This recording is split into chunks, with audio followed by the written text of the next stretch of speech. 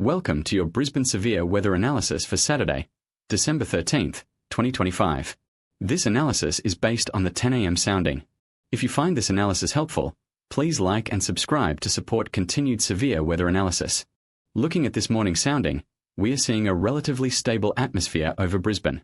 The Skew-T diagram shows minimal instability, with mixed layer CAPE at just 189 joules per kilogram. The red temperature line and green dewpoint line are quite separated in the lower levels, indicating dry conditions near the surface with a temperature of 25.4 degrees and dew point of 18.9 degrees. There's no significant blue shaded area showing convective inhibition, meaning no substantial lid is holding the atmosphere down.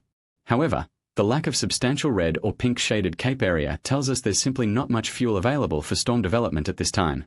Wind shear through the lowest 6 kilometers is 14.2 meters per second, which is moderate, but with such limited instability, organized severe storms are not expected this morning.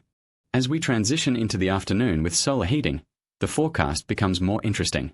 The heated Skew-T plot shows what happens when we warm the surface parcel to the forecast maximum temperature of 29 degrees Celsius. You can see the dramatic transformation. The orange heated mixed layer parcel path now diverges significantly from the original grey morning parcel.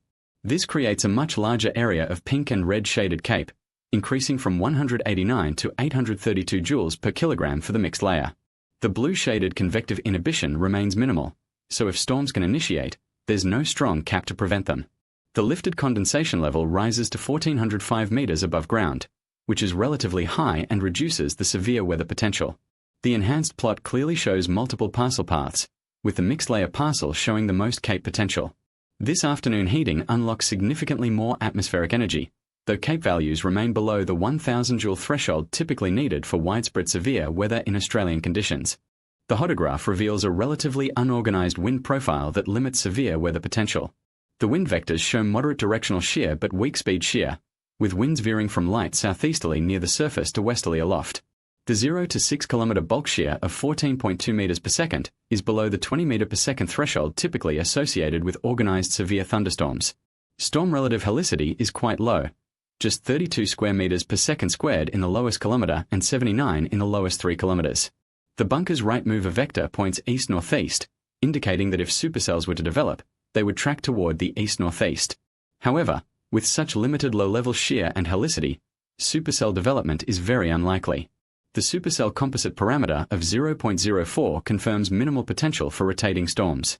For emergency services, this wind profile suggests that if any storms develop, they would be disorganized pulse-type cells rather than organized severe thunderstorms. Destructive wind potential is low, and conditions do not support prepositioning of electricity restoration crews at this time. The atmospheric refractivity profile, or N profile, provides crucial information about downdraft potential and microbursts. The blue line shows relatively high N values throughout the lower atmosphere, particularly in the 3 to 5 kilometer layer where we see values around 200 to 250 N units. This indicates moderate atmospheric stability in the mid-levels, which would tend to suppress strong downdrafts.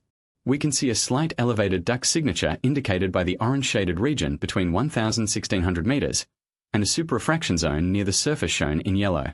While the downburst CAPE of 955 joules per kilogram suggests some potential for downdrafts if storms develop, the relatively stable mid-level environment means intense microbursts are not expected.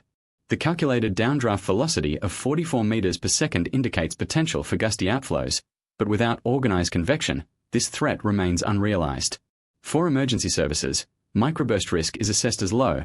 SES volunteers and fire services do not need to be on heightened alert for dry microburst fire ignition at this time. In summary, Brisbane faces subconvective conditions this morning with only modest instability developing this afternoon. If storms initiate, they would be scattered and pulse-type rather than organized severe cells. Always consult the Bureau of Meteorology at bom.gov.au for official warnings and forecast updates. This analysis is provided by Distant Curve Remote Area Telecommunications. If you found this helpful, please like and subscribe to support continued severe weather coverage for remote Australia.